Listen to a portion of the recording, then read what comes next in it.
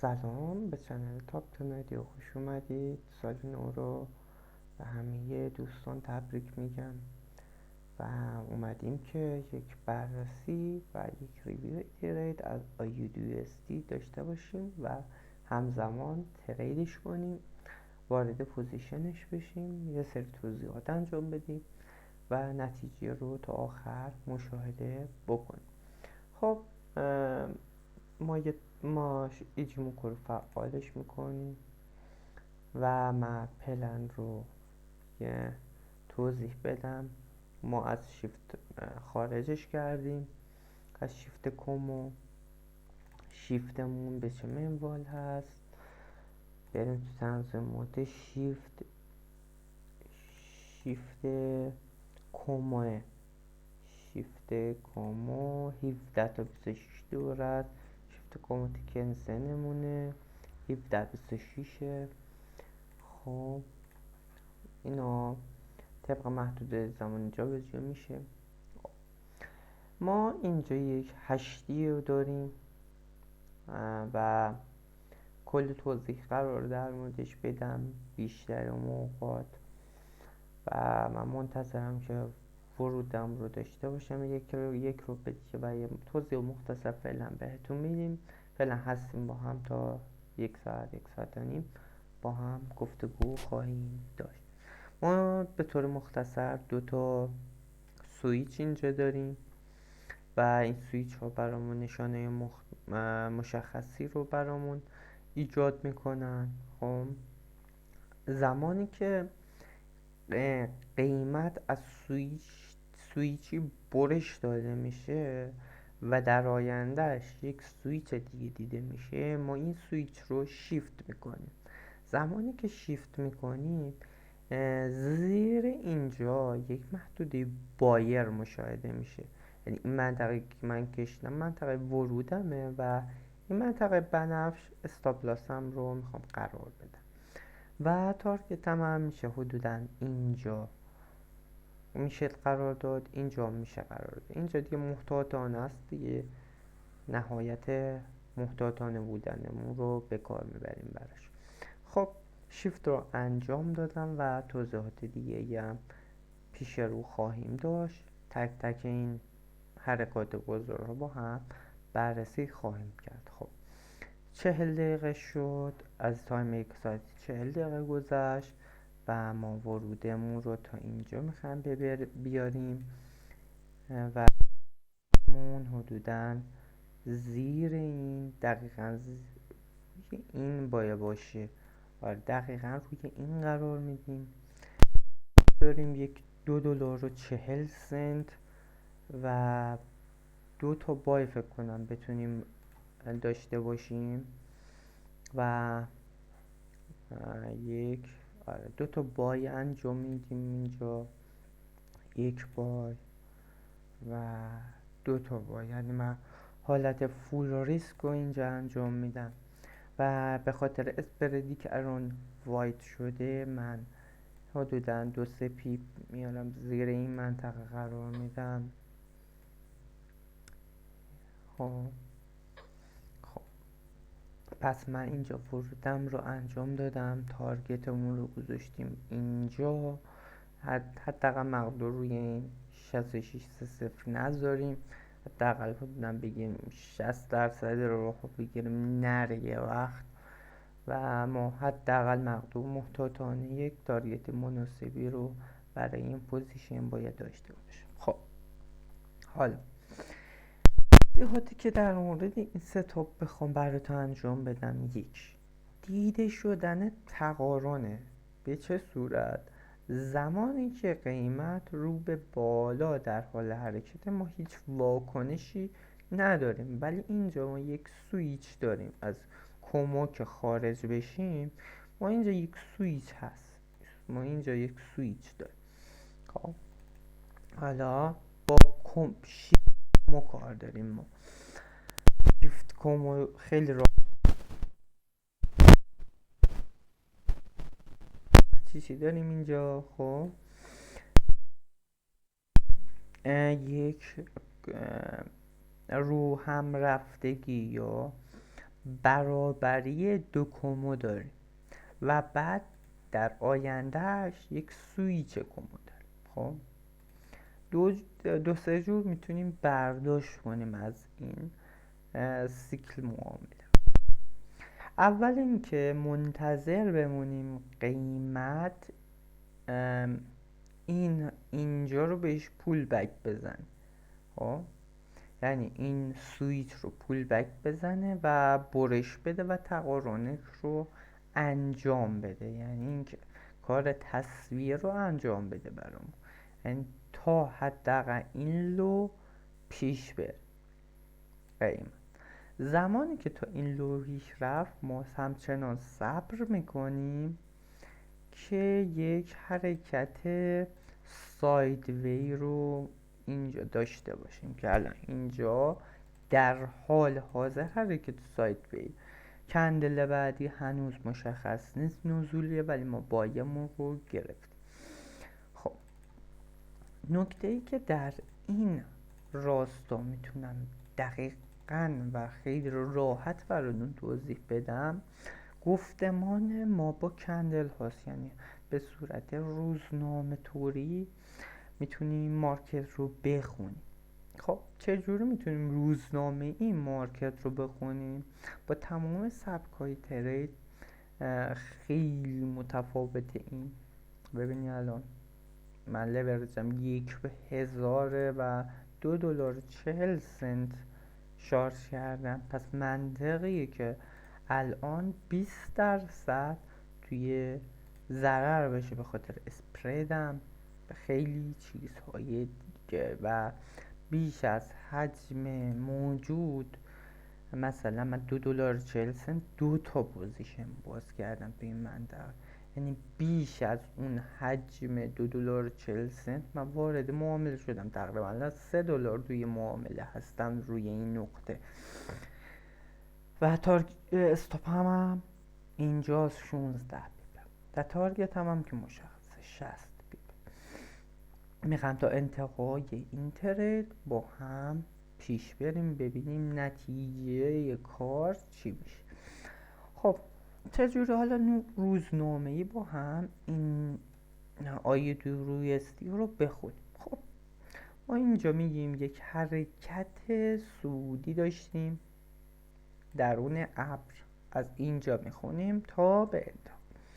بعد یک بیسی رو اینجا برای ما تشکیل داد، بیسمون رو یه خط میندازیم روش که یعنی روی این بیس بعدا با یه قیمت برسه توسط واگرایی که اون بالا با اندیکاتور رو بخواد تشخیص بده. ولی خب سخته به خود با واگرایی این نقطه رو بزنی و بیای پایین، سخت درک میکنم ولی نشدنی هم نیست.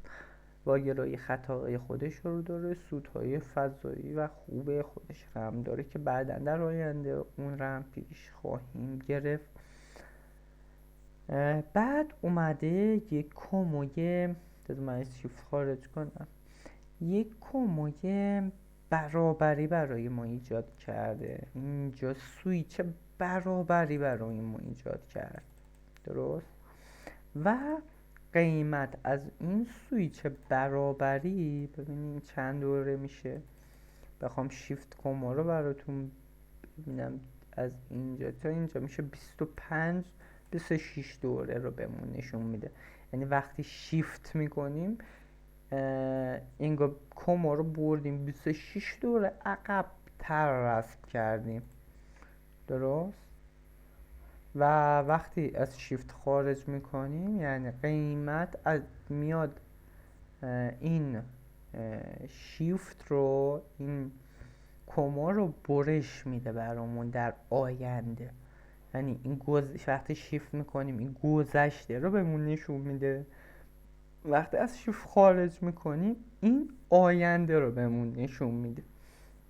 خب ما فعلا با گذشته داریم کار میکنیم. وقتی شیفت میزنیم انگار داریم گذشته رو بررسی میکنیم. چه گذشته رو بررسی میکنیم؟ چند روز قبل رو بررسی میکنیم. ما الان تو امروزیم دیگه، امروز 6 هست، امروز دوشنبه 6 خب 1 روز، 2 روز، 3 روز، ما حداقل 3 روز گذشته رو بررسی میکنیم برای ترید، نه بیشتر نه کمتر. خب که توی این 3 روز بعدیش به اون بازدهی رو بده، نه در همون روزش به اون بازدهی رو بده. خب اینجا قیمت برش داده شده در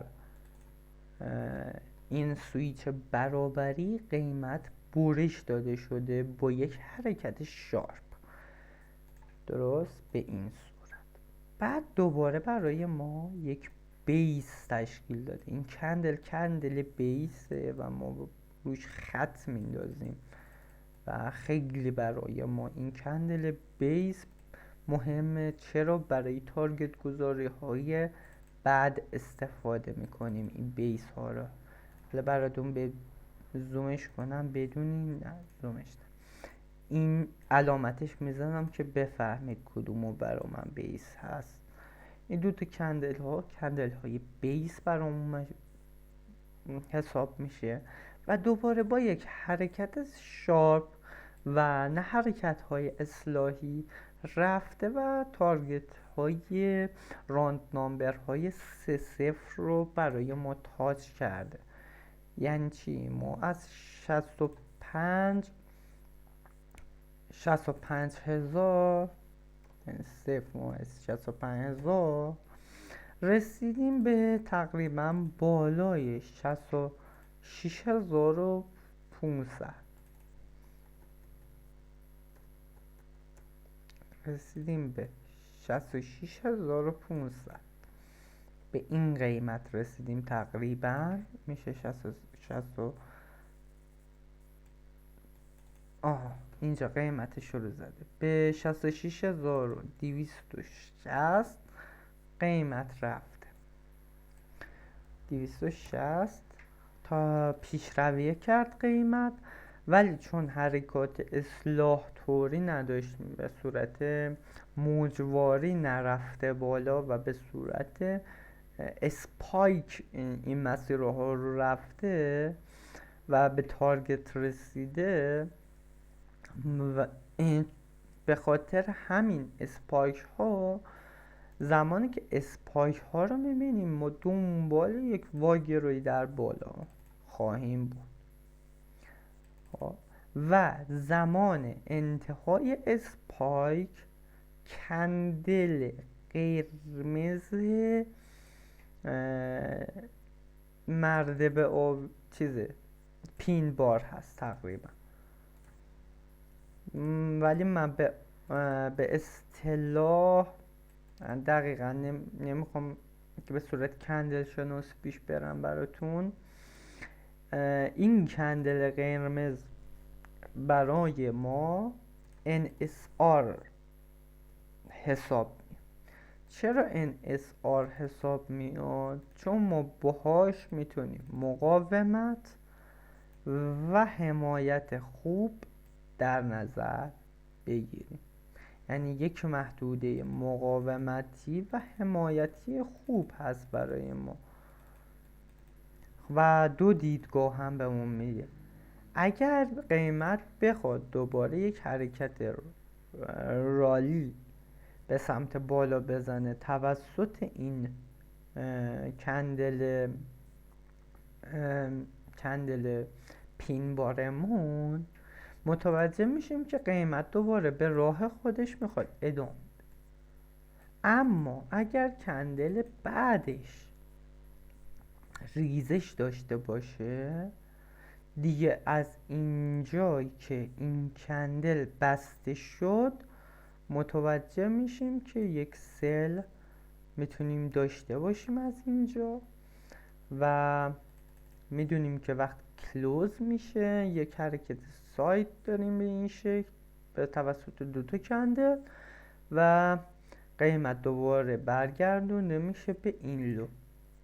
به این لوی قیمتی برگردونده میشه و ما میتونستیم اینجا یک سل بگیریم و بیایم تارگت اولمون این بشه و تارگت دوم این و تاچ کنیم تارگتمون رو. خب این تا اینجا. خب من حالا وارد بحث واگرایی خودش شدم که بفهمید بعداً مثلا این پوزیشن ها رو خواهم گرفت چجوری میشه. خب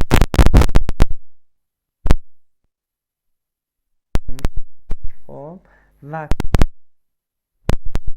با اونایی که خریدار بودن و کردن تا این قیمت، دوباره قیمت بازگشت داده شد به لوی قبلی. چرا 100% اسلام و هیچ حرکت اصلاحی به صورت موجوار و کندل و به صورت یک راست شارپ رفته بالا و میبینید که توی حرکت اولش 50 پیپ رفته بالا، توی حرکت بعدیش هم 50 پیپ رفته بالا. یعنی این تقارن 50-50ش توی اسپایکش حفظ شده. ببینید توی اسپایکش تقارن 50-50ش حفظ شده. بعد قیمت دوباره به بیس آخر رسیده و زیر بیس آخر، یعنی این مکانی که ما انجام دادیم، ها میتونیم یک محدوده خرید انجام بدیم. حالا دلیلش چیه که میتونیم این خرید رو انجام بدیم؟ دلیلش این سویچه که ما اینجا داشتیم. بزنه من خطهای اسپایک رو پاک کنم چون ما قصدمون الان بای زدم دیگه، الان قصدمون همون بای گرفتنه. خب حالا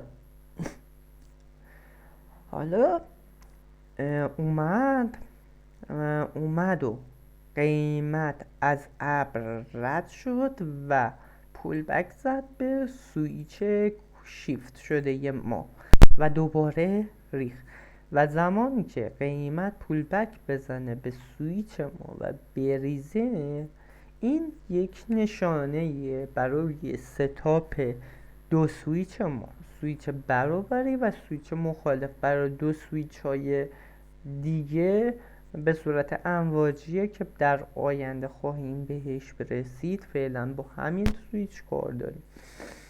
خب حالا شکل اصلیش رو بخوام براتون رسم کنم، شکل کلی رو بخوام براتون رسم کنم، یک حرکت رالی داشتیم یا به صورت اسپایک رفته بالا و یک اکستنشن رو برای ما به وجود آورده، یک اکستنشن بزرگ، و دوباره قیمت برگشته به سمت لو و اون لو رو تاچ کرده، لوی قبلی رو تاچ کرده و زیر حرکت بیسمون قرار داشته و ما میتونیم اینجا بایر بشیم تا حداقل تا 66.30 رو میتونه قیمت بره و ما میانه راه رو در نظر گرفتیم برای این معامله که ببینیم سرانجامش با هم چی میشه، یا استاپ میشه یا تیپی رو خواهیم گرفت ازش.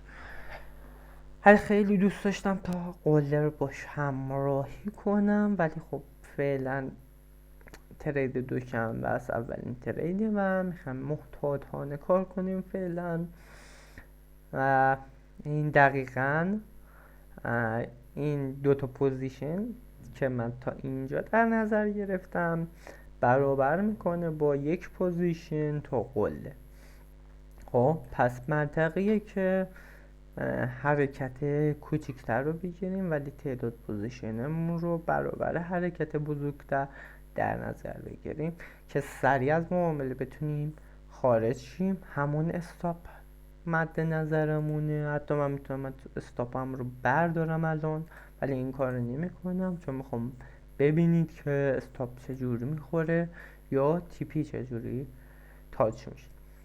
تا آخرش با هم هستیم، ببینیم چی میشه. ببینید نقطه شروع مارکت هست و این ترید های من به درد ترید های آموزشی هستش و که در آن واحد داره انجام میشه و بعدن شما مشاهده میکنید. من تلگرام رو ببندم. شما بعداً مشاهده خواهید کرد این ویدیو رو و از این صحبت ها میتونید برداشت های متفاوتی انجام بدید. خب میریم سراغ توضیحات دیگه‌ای که بهتون بگم. خب حرکت اسپاک به صورت تک‌اندر رالی هست، ولی حرکت های اصلاحی بزنین در گذشته بهتون نشون بدم.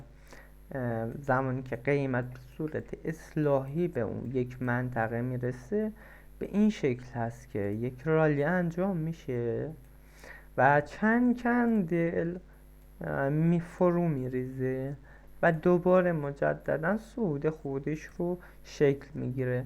به این حرکت بازار میگن extension correction. خب و ما در این حرکت در حال حاضر توی این قسمت بازار هیچ حرکت کارکشنی ندیدیم که بخوایم بگیم اینجا مثلا یک کارکشن انجام شده و رفته بالا. در واقع در ریس تایم ها این یک کارکشن حساب میشه و یعنی تو تایم 5 دقیقه اگر اینجا رو بخوام علامت بزنم براتون، میریم تو تایم 5 دقیقه با علامت سفید اینجا رو علامت زدم براتون.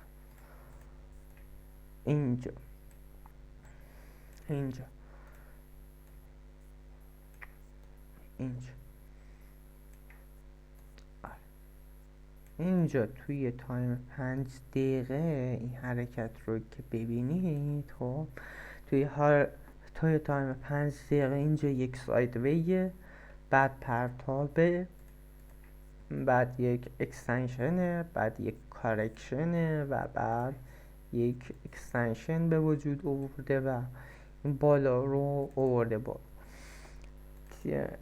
قیمت رفته بالا و بالاتر. دوباره اینجا یک کارکشن زده. ببینید من کارکشن ها رو براتون مشخص کنم که بدونید چیا کارکشنه. نه همش کارکشن های خیلی ریزه و این کارکشن های بزرگ محسوب میشه و اگر بخوام تمام این کارکشن ها رو بخوای ترید کنی نمیتونی زیاد سود لازم رو زیاد به ثمر برسونی. خب به خاطر همین من فقط یا تک تایم فریمش کار میکنم یا هم 4 ساعت رو میام چک میکنم، بعد میام تایم 1 ساعت محدوده تعیین میکنم و باش تریدم رو میزنم ببینم چی فعال شد. این فعال. خب اینم پاکش کنم که بریم ادامه صحبتامون رو داشته باشیم، ادامه تریدمون رو داشته باشیم و ببینیم چی میشه داستان. خب اینجا روز شروع شده و بازار سیدنی 1 ساعت دیگه، بازار توکیو 1 ساعت دیگه و بازار چین هم 1 ساعت دیگه شروع میشه. 2-3 ساعت دیگه استارتر بازارهای مختلف هست و ما توی لبیرت بازارها قرار داریم. خب داشتیم توضیح میدادیم. پس حرکت انوار قیمت خیلی برای ما ارجحیته، اما اگر داره حرکت N و خیلی ریز باید بشیم توی این حرکات، ببینیم چی به چی هستش. خب ولی حالا میام از حالت شیفت درش میاریم و توضیحات بدون شیفتش انجام میدیم. اگر کما بدون شیفت باشه، خب باید قیمت این کما رو ابتدا بریک کنه و بعد دنبال یک حرکت کارکشن باشیم توش. خب یک حرکت کارکشن صعودی. حرکت کارکشن صعودی به این صورته که چند کندل ریز اینجا تشکیل میشه و کندل آخر کندل آبی هستش. اینجا مشاهده کنیم، اینجا این آخرین کندلیه که ایمپکت خودش رو انجام میده.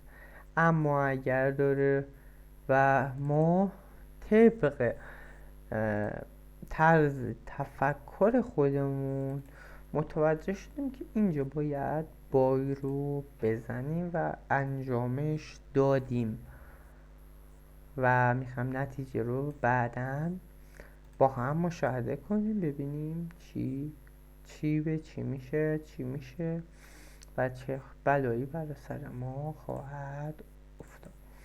خب تا حالا 26 دقیقه گذشته از صحبت هامون.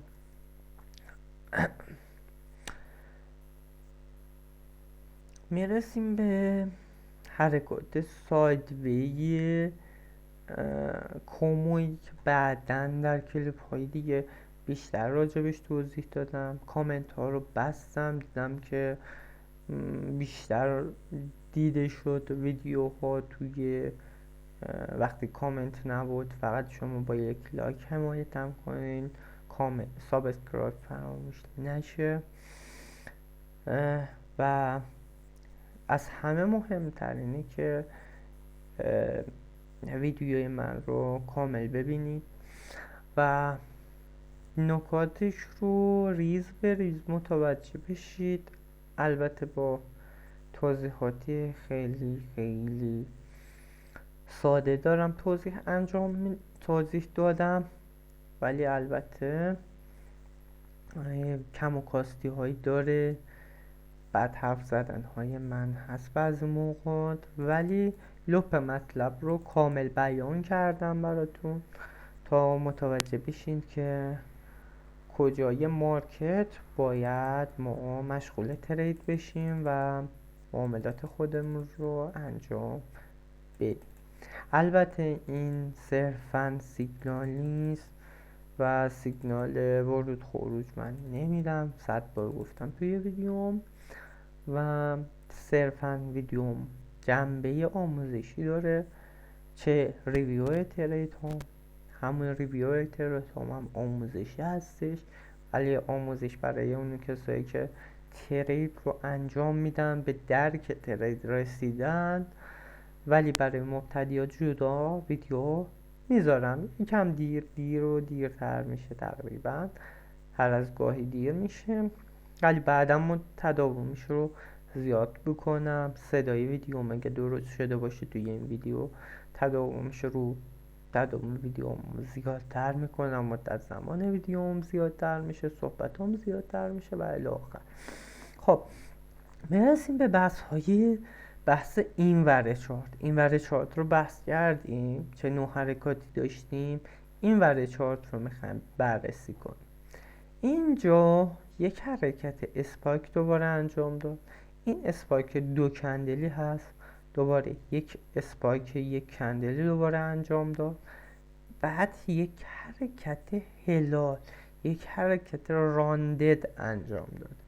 به این حرکت قوسوار روی مارکت میگن راندد.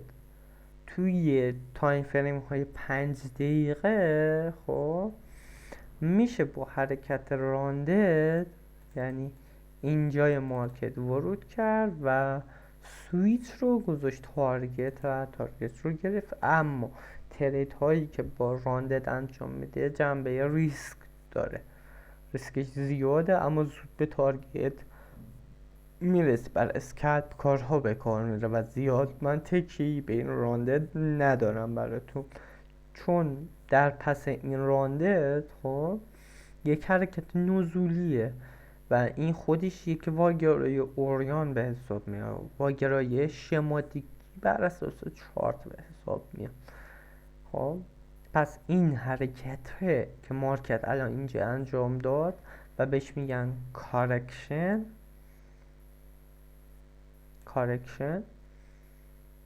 و بعد یک اکستنشن نزولی انجام داد برامون جلو.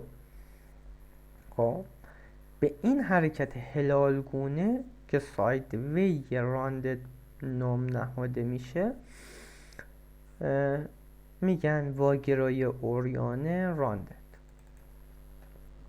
خب پس تا اینجا گفتیم اسپایک دو کندلی، اسپایک تک کندلی، حرکت راندد، واگرای اوریان راندد، دراپ دان یعنی اینجا. پس کارکشن رو با این راندد، با این سایدوی راندد پیدا کردیم. پس کارکشنمون اینجا میشه که ریخته پایین و میخوام تا این جا قیمت انتظار داریم که اصلاح داشته باشه دیگه، تا اینجا دیگه قیمت اصلاح داشته باشه و تارگتمون رو تاچ کنیم. درست شد؟ ما تا آخر این ترید هستیم، ما دولن یه وقت 4-5 ساعت طول بکشه این ترید، یه وقتا بیشتر، یه وقتا زودتر به هدفمون برسیم، ولی قطعا اگر بخواد این به تارگت برسه تقریبا 1 2 3 4 5 6 7 8 ساعت طول میکشه با حرکات اسپایک. البته اگه بخواد با حرکات موجی پیش بره این ترید، یعنی به این صورت بخواد پیش بره، یعنی بیاد اینو بشکن بعد بیاد پایین، بیاد اینجا پول بک بزن بره بالا، دوباره بیاد اینجا، دوباره بیاد اینجا، حدوداً 2 روز و نیم طول میکشه. اگه بخواد این حرکات رو انجام بده برای ما 2 روز و نیم تا این تارگت طول میکشه. ولی اگر حرکات اسپایک بخواد شروع کنه مارکت برای ما حدودا 8 ساعت طول میکشه تا 8 و نیم صبح با اینو طول میکشه به این تارگتمون برسه قیمت. خب اینم تا اینجا داشتیم میگفتیم، ادامه مطلب رو پیش بگیریم. خب گفت از حالت شیفت ما اینجا خارجش کردیم. ببخشید اینجا گرمه، عرق میریزم و نمیتونم درست تمرکز داشته باشم، درست براتون صحبت کنم. خب حالا میخوام بررسیامون رو ببریم از شیفت خارج کنیم و بررسیامون رو بر اساس فلت اسپن بی بسنجیم، ببینیم آیا درست هست یا نه. یعنی ما بررسیمون از گذشته‌ای که بررسی کردیم میخواییم بررسی رو به آینده منتقل کنیم، یعنی به این صورت. خب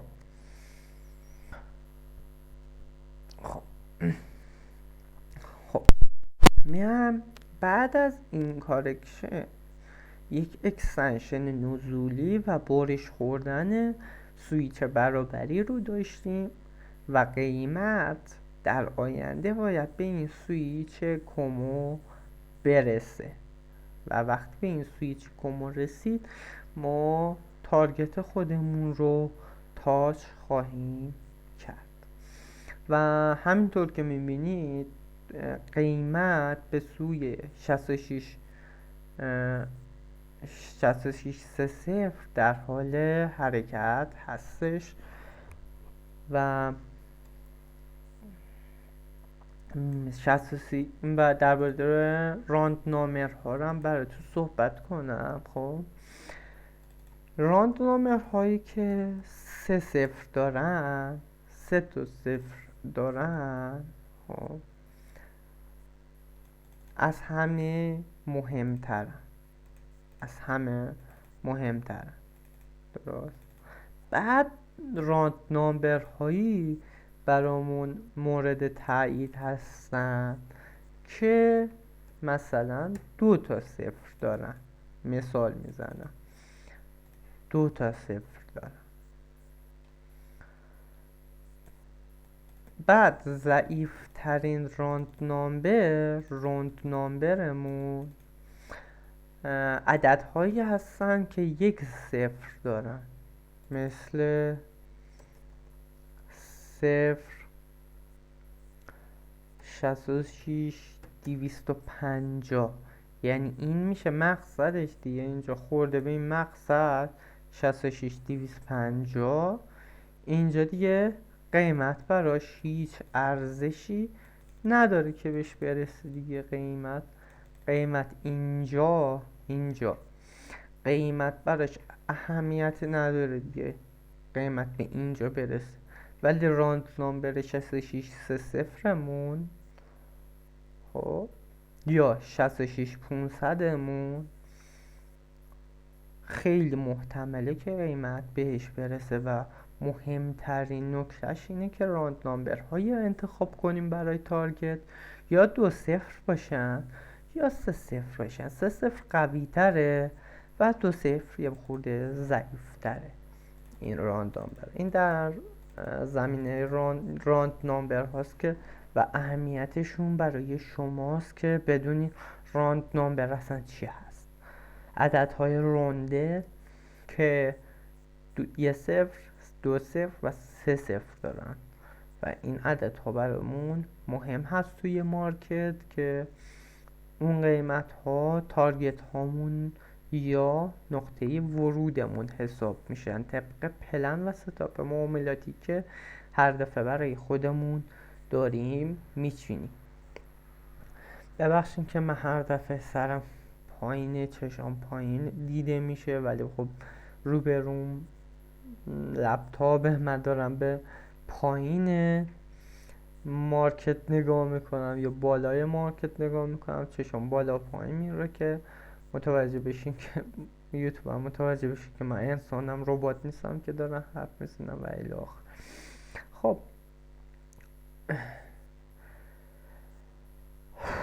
پس زمانی که این اکستنشن بخواد به انتهاش برسه، خب این چی بود اسمش، سویچ برابری رو برای ما بریک کرد. یعنی با این کندل دیگه قطعیت بریک شدن سویچ برابریمون 100% شد. و بعد دیگه ما متوجه بشیم دیگه قیمت داره به انتهای نفسهای خودش نزدیک میشه و باید انتظار داشته باشیم قیمت یک شوک به ما وارد کنه. یعنی تا رسید قیمت اینجا ما بای نزنیم، بیایم اینجا صبر کنیم این بای انجام بشه، میشه یک حالت کارکشن تور. خب یعنی باید ابتدا یک شوک بای وارد بشه تا قیمت بتونه یک کارکشن صعودی برای ما ایجاد کنه. و زمانی که قیمت یک کارکشن صعودی برای ما این انجام داد و ما میتونیم وارد بای بشیم که همین نقطه هستش که من وارد شدم. البته هیچ چیزی در مارکت 100% خالص نیست که بگید 100% این درسته، ولی خب ما این حرکت مارکت رو بهش میگیم حرکت ریورسال مارکت که چه زمانی اتفاق میفته؟ زمانی که قیمت سویچ برابری ما رو به طور کامل بریک میکنه و بعد میاد قیمت یه شوک بهش وارد میکنه، بعد یک کارکشن ایجاد میکنه و بعد شروع حرکت صعودیش رو تا راند نامبرهای قوی ما پیش میگیره. خب این هم از این بررسی هایی که ما اینجا انجام داریم میدیم و تک تکش نکته هست براتون و درسته میونش یه حرفایی هست که مثلا دقیق نیست، شاید به ترتیب گفته نشده، ولی خب از ابتدای اینجا تا انتهای اینجا براتون شرح دادم در جزئی تک تکش رو که به چه منطق ما اینجا بای زدیم، چرا ما اینجا بای زدیم، به چه دلیل اینجا بای زدیم. خب و همون اول ویدیو هم براتون کامل این ستاپ رو توضیح دادم که این ستاپ رو با شیفت کمو انجام دادیم، وقتی کما رو شیفت کردیم انجام دادیم، ولی از شیفت که خارج کنیم اینجا میشه تارگتمون و زمانی که سویچ برابری بریک شد ریورسال زد و ما وارد بای شدیم و اینجا میشه تارگت ما. خب حالا شیفتش میکنیم، کما را هیدن میکنیم و فیبوش رو میخوام براتون بندازم ببینید چی به چی میشه. اینم برندمش. دقیقا روی فیبوناچی 50 هستیم. ببینید اگه شما اینجا ببینید 61.8%، اینجاش 50%. ما دقیقا ورودمون روی فیبوناچی 50%، تارگتمون روی 100 قرار دادیم، یعنی یه خود بالای 100 زیر 123 قرار دادیم تارگتمون رو و این هم لحاظ فیبویی بود که سنجیدیم و دیگه به فیبو احتیاج نداریم و شروع رو میزنیم و ببینیم. خب این روش ایجی فقط با کمو انجام میشه، یعنی فقط با بررسی سویچ های کمو انجام میشه. البته سبک های دیگه هست از این، هر کدوم از این کموها نشانه ها و طراحی های خاص خودش رو داره. از کجا متوجه بشیم که سایدوی هست این حرکت بازار یا نه؟ از این کمو شیفتش میدیم عقب و اینجا ما میتونیم یک سایدوی رو روی این کمون رسم کنیم و خیلی داستان‌های دیگی در آینده با هم خواهیم داشت تا بهتون طریقه ترید با این رو یاد بدم تا ببینید و از کارم لذت ببرید و انشالله که مورد قبولتون قرار بگیره. خب بریم ببینیم مارکت در چه حاله، ریس تایم ها رو بریم ببینیم، بریم 30 دقیقه رو نگاه کنیم، شیفتش کنیم عقب و 15 دقیقه رو نگاه کنیم، یعنی قابل دید 15 دقیقه، ولی این تارگت برای 5 دقیقه نیست. پس از اینجا متوجه شدیم که تا تایم 15 دقیقه، یعنی تایم فریمی که قابل مشاهده است تارگت برای ما، از 1 ساعته که ما پوزیشن رو باز کردیم شروع شده، از 1 ساعته که پوزیشن رو باز کردیم شروع شد تا 15 دقیقه به همون یک تارگت رو نمایش داد که میتونیم قیمت رو با اون تارگت ها دنبال کنیم.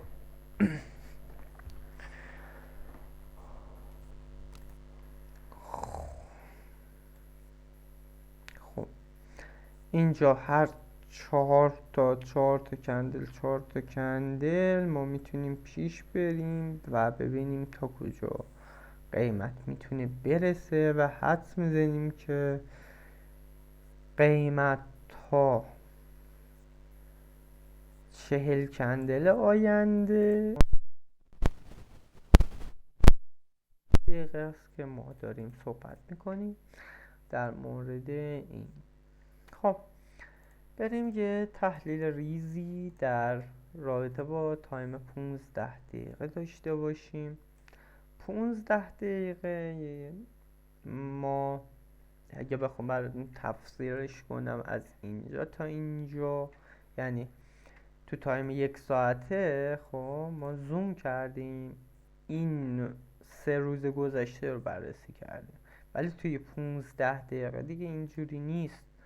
توی 15 دقیقه یه زوم کم میکنیم کل مارکت دیده بشه و فقط این حرکت نزولی رو داریم بررسی میکنیم که چه اتفاقاتی افتاده توی 2 روز گذشته. اون تو 3 روز، تو 2 روز توی 2 روز چه اتفاقاتی گذشته که به طبق این 2 روز به نتیجه گیری اصلیمون برسیم. مثلا که من اصول همون 1 ساعت رو مورد قبول قرار میدم و ورودم رو انجام میدم همونجور که دیدید آنم ورود کردم.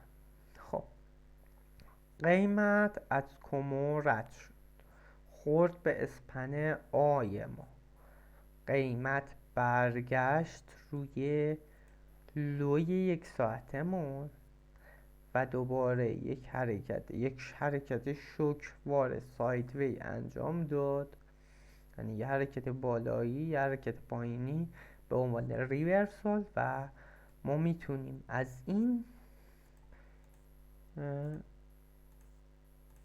این کمو که شیفتش کردیم الان از این سویچ رد شیم و شیفتش کنیم و قیمت از این سویچ از این کمو رد میشه و تارگتمون رو انشاءالله که میده. و اینم یه بررسی کوچیکی بود که سریع و ساده براتون توضیح دادمش. خب بریم ببینیم چی پیش میاد برمون. و همینجور که میبینید 6% 6.67% توی سود قرار داره و خب خوبه، یعنی 16 سنت فعلا توی سود. ببینیم چی میشه.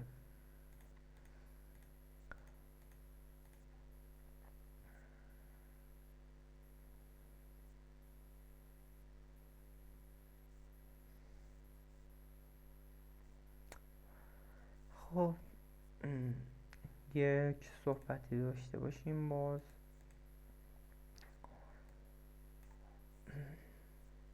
خب در مورد کندل های خود براتون صحبت کنم ببینیم چی به چی میشه. اینجا 2 کندل داریم، اینجا 2 کندل هست به صورت دوجی که تل داره. یعنی چی تل؟ یعنی ریجکت های به سمت بالا داره، یعنی به این شکل. خب یکی قرمزه یکی آبیه یکی هم قرمز.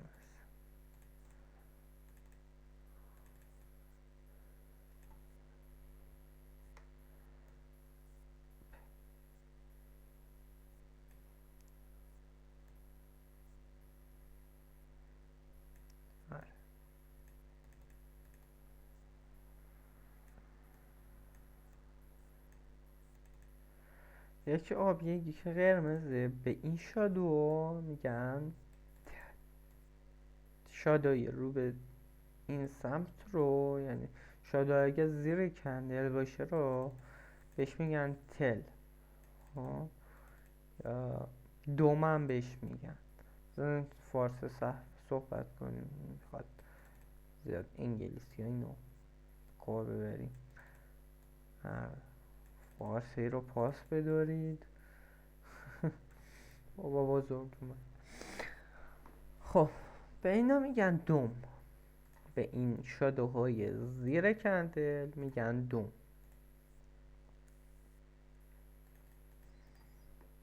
دوم. خب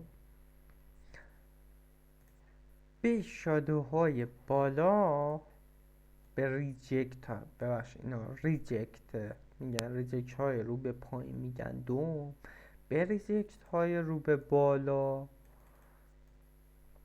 به ریجکت های رو به بالا میگن شادو.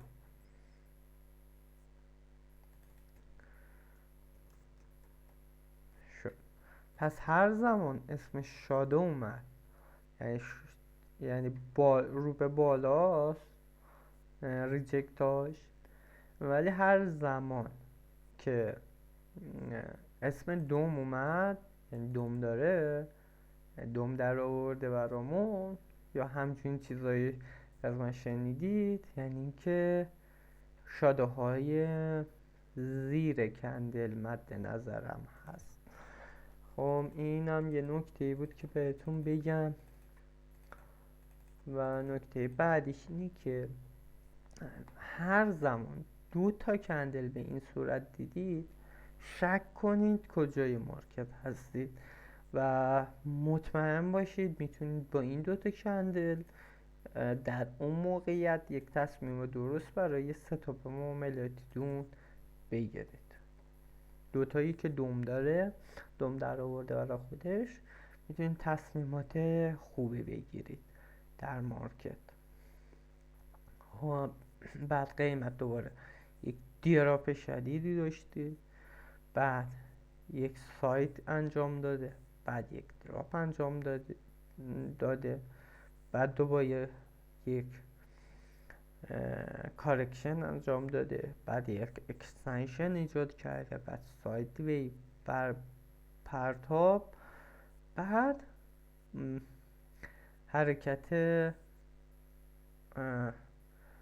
حرکتی انجام داده به عنوان کارکشنی از تایم 1 ساعته. و همینطور که میبینیم ما توی پوزیشن هستیم برای اینکه شما هم اذیت نشید. ما یه مقدار دیگه هستیم و یه نکاتیه که فراموش کردم براتون بگم. یه 10 دقیقه 15 هستیم از مارکت. شما ببینید مارکت در چه حالی بوده. به هم 26 سنت حدوداً توی سود قرار داره بودن، چند پیپ 3 پیپ توی سود رفته فعلا قیمت. میبینید که در چه حاله. اینم زومش کنم به همین حالتی که بود. شیفتمونم برگردونیم به سر جای اولش و توضیحات خیلی سریع انجام دادیم. بعدا بهتر و بهتر انجام میدم براتون. چنلمون نوپا هست، درک کنید و منم باید تمرکزات لازم رو داشته باشم برای توضیح دادم بهتون. ببخشید که دیر به دیر ویدیو میذارم براتون، خیلی دوست دارم زود به زود ویدیو بذارم و ببینید مارکت به چه منوالی داره حرکت میکنه، توضیحاتی در اون رابطه ببینید، ریویو چنل رو ببینید. بالایی که شما از من میتونید حمایت کنید، بالای با سابسکرایب شما ما میتونیم به بقیه معرفی بشیم، به چنل های دیگه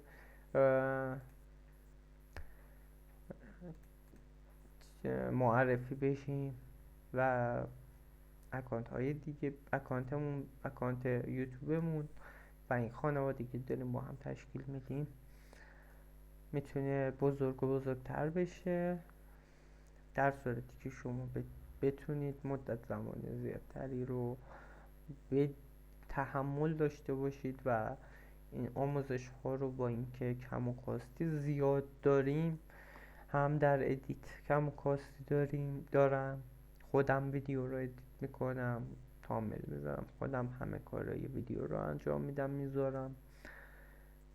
و سختی کار من همین که تصویر میذارم توی ویدیو، سختی کار من رو خیلی بالا میبره. انشالله ببینیم در آینده چی میشه. تصویر نباشه خیلی بهتر ویدیو نمایش داده میشه و شما فقط چارت رو میبینید و بعدا راهکاری براش میذاریم. از این هم تا زمانی که ما به مونتایز رسیده باشیم و بتونیم که یک عملکرد رو از خودمون نشون بدیم و به جا بذاریم و ببینیم به کجا خواهیم رسید. ممنونم که شما حمایتم میکنید، هرچند کم، هرچند که ناچیز، هرچند که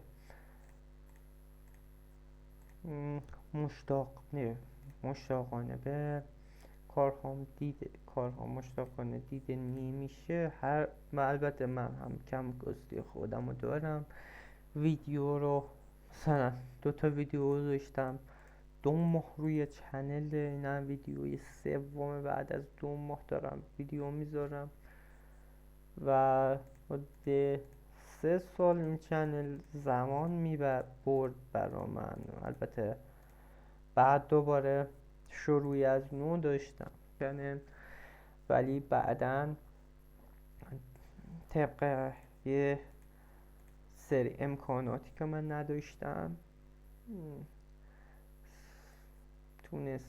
گفتم که بیام در مورد کار خودم فارکس براتون ریویو درست کنم و ویدیو درست کنم و تمام ویدیوهای گیمم رو پاک کردم و موضوع چنل رو عوض کردم. به خاطر همین اولش خیلی سخت بود چنل رو چونه، ولی خب بازم با حمایت شما که علاقه نشون دادید و یه تعدادی رفتن، یه تعدادی که مطمئن بودم موندن، چون اونا کارشون فارکس هست و میدونست و وقتی عنوان ویدیو اول دوم منتشر شد دیگه کانال رو دنبال کردن و همراهی کردن منو و خیلی ممنونم ازشون که تا اینجا با من بودن. مطمئن باشه ویدیوهای بعدی بهتر و بهتر میشه.